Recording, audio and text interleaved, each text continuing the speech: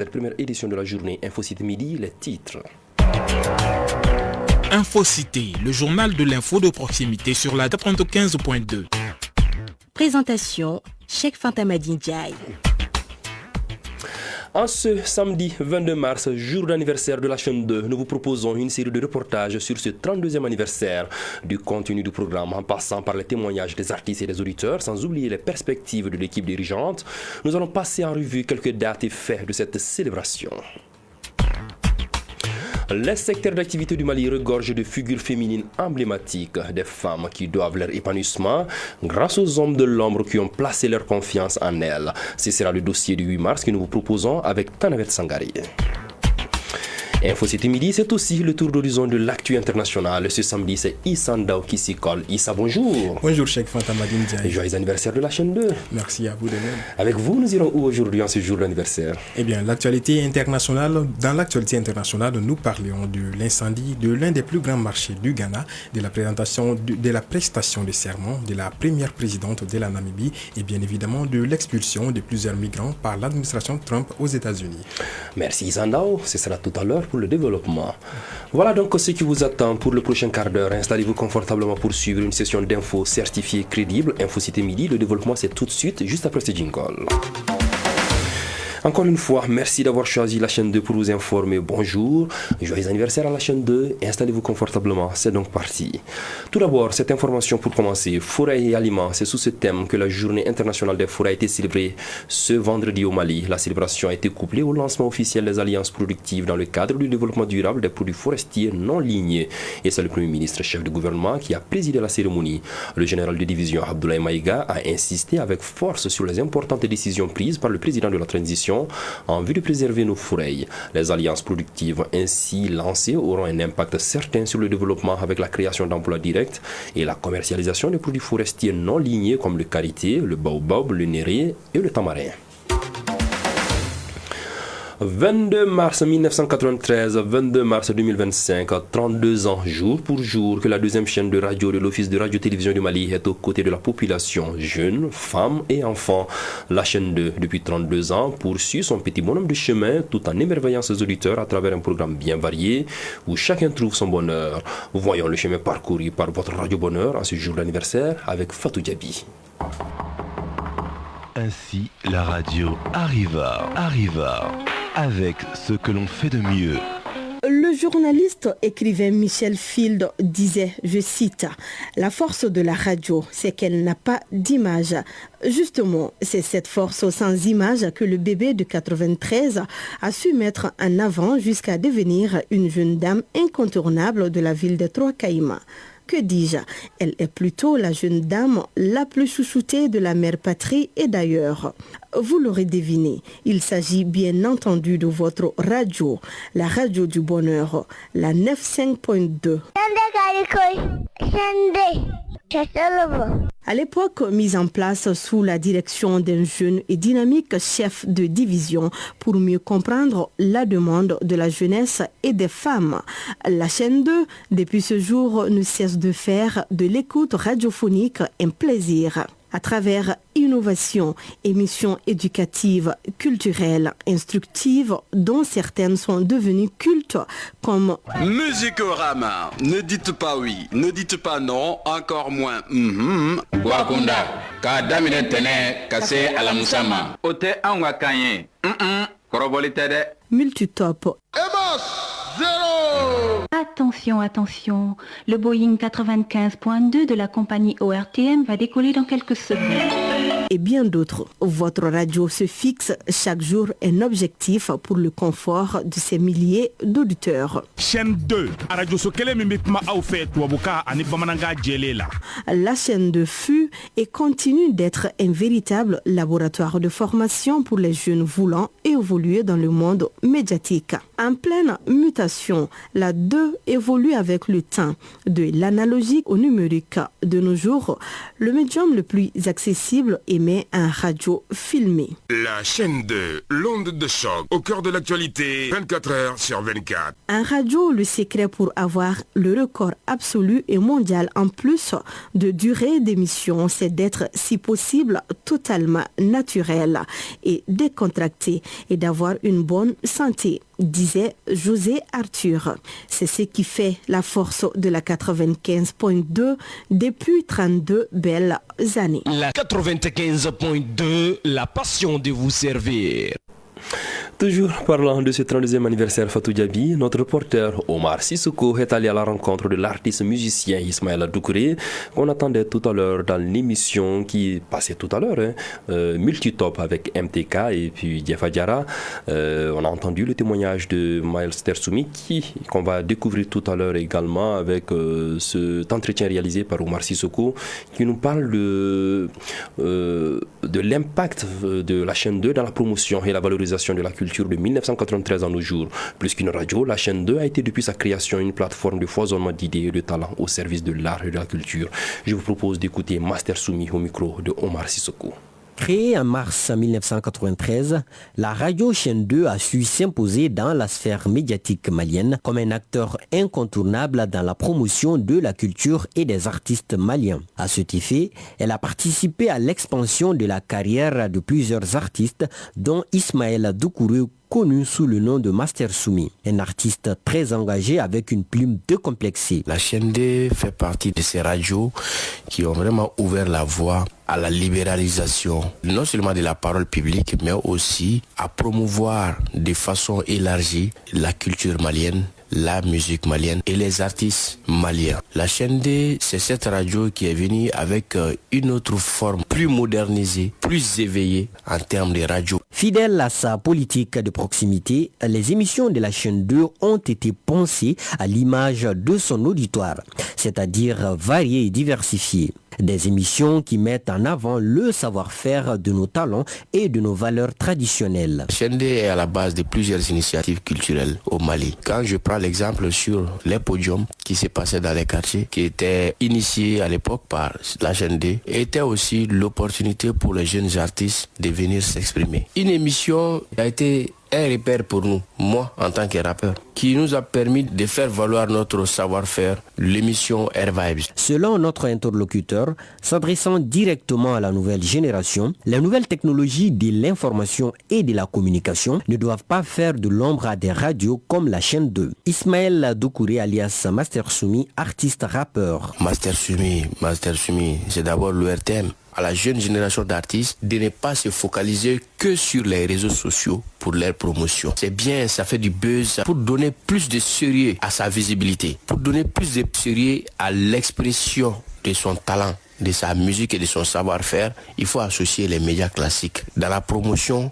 de la musique et de l'art au Mali. La chaîne 2 est incontournable. En soufflant ces 32 bougies, la radio Chaîne 2 célèbre en même temps 32 ans d'existence, 32 ans d'amour et de partage et 32 ans au service de ses auditeurs.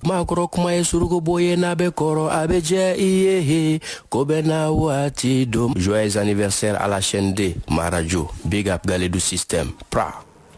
Voilà, parlant justement de ces auditeurs, ils sont nombreux à témoigner leur reconnaissance au professionnalisme de la chaîne 2. Si certains suivent la radio depuis sa création, d'autres n'oublient pas les grandes émissions qui ont fait du plaisir aux milliers d'auditeurs. Je vous propose d'écouter quelques avis recueillis par Mohamed Bari. Monsieur Maudou Niambele. La chaîne 2, je dis que c'est une très bonne radio de proximité, et vraiment une radio performante qu'on ne cesse de faire de prouesse. Très généralement, c'est chose les soirs que moi, j'écoute la chaîne 2. Je m'appelle Mamadou Traoré. Je connais la chaîne depuis sa création. Au début, je l'écoutais beaucoup. Quand il y avait les anciens, Eric, les Bobi, et puis même Modibo Soiré et Adama, les Awatoui, les Mimi Konaté. Vraiment, il y avait les flashs qui faisaient chaque 30 minutes. Et puis il y avait l'émission sentimentale qui Mimi Konaté animait vers les 19h, où des chaînes se sont inspirées. Fatmata Ganou, je connais la chaîne 2, la meilleure chaîne du Mali. L'émission que je préfère, Gwakunda, 32 ans, n'est pas 32 jours, mais 32 mois. Bravo à eux. Beaucoup d'années à fêter encore. Moi, c'est Mamadou Tembine. Oui, bien sûr, j'écoute la radio chaîne 2. Mes émissions préférées sur la chaîne 2, bon, notamment, il y a Bamako Matin, Fréquence Sentimentale aussi. Joyeux anniversaire à la radio chaîne 2. Dans la mouvance des festivités de ce 32e anniversaire, nous allons y rester pour parler de cet entretien de la directrice de l'Onde de Choc avec Nyanya Alou Traoré, non moins la vedette de 20h de ORTM 1. On parle de l'avènement de la chaîne 2, ses défis et perspectives, ainsi que les activités au menu de la commémoration de cet anniversaire. Nous vous proposons un extrait de cet entretien. Nyanya Alou Traoré est au micro de Cheikh Oumar Kamara. Pour le cérémonial, on a voulu faire sobre parce qu'on est dans le mois de Ramadan et puis il y a le carême chrétien également.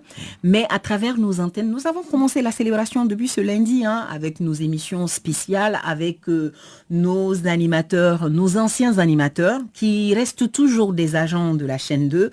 Je pense que vous avez eu l'occasion d'entendre John Colony dans une de nos émissions. Vous avez entendu Junior, Adama Kouaté avec Djibi, avec et qui encore, nous avons eu Mimi Konaté avec Junior, Mamadou Kone, donc Amadou Koudjo qui était là également. Donc on peut dire que la célébration a commencé depuis le lundi sur les ondes et le cérémonial c'est ce samedi à travers une émission spéciale encore une fois, Zigri Kene que nous avons sur nos antennes, une émission et qui sera animée par des artistes talentueux et nous allons faire la rupture ensemble tout en communion avec nos invités ainsi que les agents de l'ERTM. Voilà, à suivre l'intégralité de cet entretien tout à l'heure à partir de 12h30 sur la chaîne Leader de Bamako, une émission réalisée par Cheikh Oumar Kamara. À présent, le tour d'horizon de l'actualité internationale. Un tour d'horizon que nous propose aujourd'hui Isandao. Isandao, bonjour. Bonjour, Cheikh Ndiaye. Voilà. Nous commençons ces tours d'horizon au Ghana, où l'un des principaux marchés en plein air a été réduit en cendres hier. Si l'incendie a été maîtrisé après 5 heures d'intervention, les causes de ce drame à Koumassi, deuxième plus grande ville du pays, ne sont pas encore connues. Le président ghanéen s'est rendu dans les ruines du marché et a assuré que son gouvernement ferait tout pour aider les commerçants à réparer les dégâts. Cheikh direction la Namibie où la première présidente du pays a prêté serment hier. Exactement, la première femme présidente du pays, Netumbo Nandi, a prêté serment ce vendredi à Windhoek, la capitale. Plusieurs chefs d'État africains ont fait le déplacement pour assister à l'événement, parmi lesquels les présidents de l'Afrique du Sud, de l'Angola et celle de la Tanzanie, pays dirigé lui aussi par une femme. Elle devient ainsi le 5e chef d'État de la Namibie depuis l'indépendance du pays.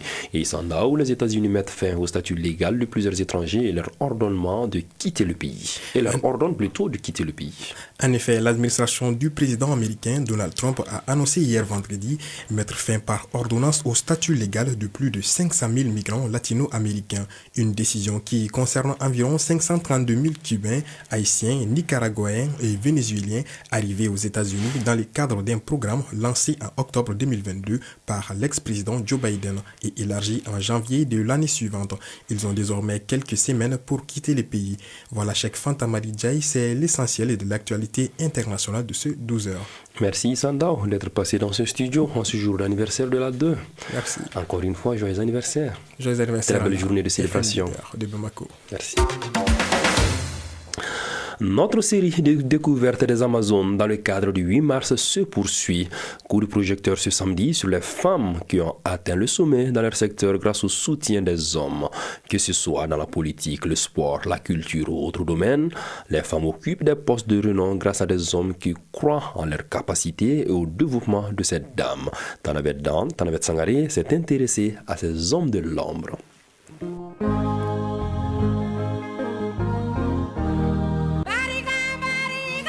Plutôt que de célébrer le courage des femmes, vaut mieux les aider, a-t-on l'habitude d'attendre. C'est cette pensée qui a incité Alpha Bagayoko, dit Jackson, ancien arbitre international de basketball et instructeur de son état, à aider des basketteuses à grimper les échelons. Si vous prenez aujourd'hui feu Madame Salamatou Maïga, dont le nom du palais porte, palais des soirs Salamatou Maïga, ça c'était une dame avec laquelle j'ai beaucoup fait.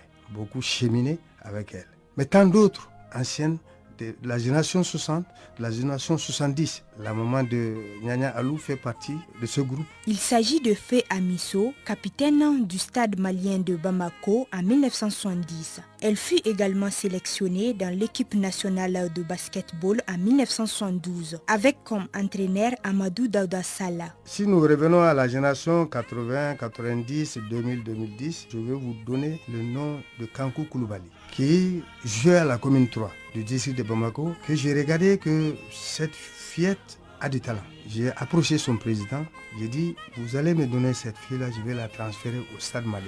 Ils ont accepté. Une saison, il y a les Tunisiens qui sont venus la chercher. Il n'y a pas eu de problème, elle est partie. En Tunisie, elle a fait 2 saisons. 2 saisons, ça s'est bien passé. Du coup, les Portugais sont venus la chercher. Et aujourd'hui, elle est en France. Elle fut capitaine des Aigles du Mali de la campagne de Kigali 2021. Une initiative qui montre qu'il vit, respire le basketball et s'engage à soutenir les femmes dans ce milieu. Je sens un sentiment de satisfaction. C'est les femmes. La femme est plus intelligente que l'homme. En tout cas, dans mon domaine, quand tu enseignes, tu montres un système aux filles, c'est plus facile de capter que les garçons. Il n'est pas le seul, car en commune 3 du district de Bamako, Djiré Mariam Diallo, maire de la dite commune, et Diallo Mariam Traoré, coordinatrice de la CAFO, coordination des associations féminines et ONG du Mali, bénéficient de la confiance des hommes comme Mahamadou Kouyaté, conseiller communal en commune 3, politiquement parlant. Madame Djiré, Madame Diallo, elle avait beaucoup d'expérience dans la gestion communale puisqu'elle a été dans un premier temps présidente de la commission finance. Madame Diallo, Mariam Traoré, pour toute activité au niveau de la mairie de la commune 3, elle mobilise les femmes et les faire adhérer à notre projet. Des responsabilités qu'elle assure pleinement. Madame Djiré, Madame Diallo, le bâtiment imposant qu'elle a construit avec le conseil communal et le personnel de la mairie qui pour faire une salle de délibération avec des bureaux. Donc c'est un bâtiment très imposant. Quant à Madame Diallo Mariam Traoré, elle a fait ses preuves. Ce que je peux souligner, c'est l'unité de transformation des vivres et des produits qu'elle a mise en place au niveau du Badialantois. Et cette unité rassemble beaucoup de femmes qui travaillent nuit et jour pour engranger des ressources. Aussi dans le monde de la culture, Kardjigué Laïko Traoré, enseignant, non moins acteur de cinéma, comédien, a également donné un coup de pouce à des femmes talentueuses. Fousseini Laïko Traoré, fils de Kardjigué Laïko Traoré. Au niveau de la musique, Adja Soumano, dont le papa l'a vraiment aidé pour la réalisation de son premier album, Ntero Diaba, Nahawadouya, qui depuis tout le premier début, le papa était là, à l'aider, à l'encadrer. Kandia Kouyaté, dans les années 80, que le papa y a encadré lors des semaines de la jeunesse et puis lors des biennales artistiques et culturelles. Dans le monde du cinéma, il a aidé à son nom Maïmouna Hélène Diarra. Il a aidé Fatmata Koulibaly FC. Il les a aidés à s'évoluer pour qu'elles prennent le vol elles-mêmes. Hélène m'avait dit un jour, si je suis aujourd'hui dans ce domaine de théâtre et de cinéma, c'est grâce à ton papa. Rappelons aussi qu'en 2011, Fé Amadou Toumani Touré, alors qu'il était vers la fin de son mandat, a pris tout le monde de court en nommant Fé Mariam Kaïdama Sidibé comme chef de gouvernement, une première dans l'histoire du Mali. Qu'Allah subhanahu wa ta'ala vous assiste dans la construction de notre cher pays et qu'il bénisse le Mali. Je vous remercie.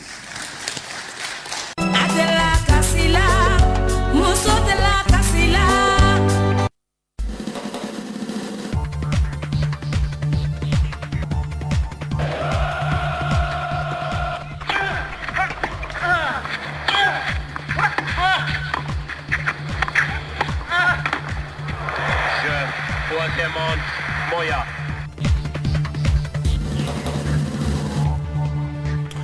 Voilà, dans cette page des sports, nous avons quelques nouvelles très brèves que nous allons vous développer dans quelques instants. La phase fédérale de la Coupe du Mali de football commence ce samedi. 8 matchs sont au programme, notamment AS Buton Djoliba-AC et AS Médine Stade Malien de Bamako. En basketball, la 8e journée du championnat national prend fin ce soir sur le continent. Les éliminatoires de la Coupe du Monde 2026 se poursuivent. La 5e journée s'achève ce samedi avec 2 matchs. Il s'agit de Togo-Mauritanie à 16h et Soudan-Sénégal à 19h. Hier vendredi, le Ghana a infligé une lourde défaite au Tchad, 5-0, c'est le score final de la rencontre. Ainsi, les Black Stars prennent la tête du groupe I des éliminatoires de la Coupe du Monde 2026. Pour rappel, le Mali a battu les Comores 3-0, c'était jeudi à Berkane au Maroc. Les Aigles du Mali affrontent lundi 24 mars les Fauves de la Centrafrique au compte de la 6e journée. Ce sera toujours au Maroc, mais cette fois-ci à Casablanca. Le Burundi s'est incliné devant la Côte d'Ivoire par le score de 1-0 dans son 5e match du groupe F de qualification pour la Coupe du Monde 2026. Voilà, c'est tout pour ce sport de 12 heures.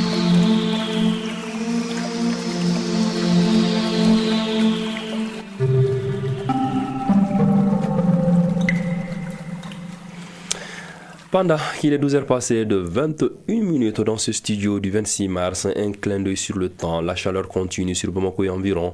En ce samedi 22 mars, le ciel reste très ensoleillé et le mercure affiche en ce moment 37 degrés pour une maximale de 42 degrés attendus au cours de la journée. Quant au soleil, il se couchera à 18h43 minutes. Point final à cette édition que j'ai eu le bonheur de vous présenter. À sa réalisation, on avait Mohamed Konaté et la mise en onde était assurée par Pendandao, mise en ligne par Badji Touré, coordination éditoriale. Nyanya Aliou Traoré, Célou Traoré. Soyez très nombreux derrière vos postes radio tout au long de cette journée de célébration des 32 ans de la 2. Même si vous pouvez également, venez partager avec nous ce soir un spécial iftar, une rupture collective de jeunes ici à Bozola dans la cour même de l'ORTM. Une cérémonie grandeur nature avec au programme un podium réunissant les chanteurs de Zikr est prévu. Surtout, n'oubliez pas, pour le Mali, paix et bénédiction d'Allah.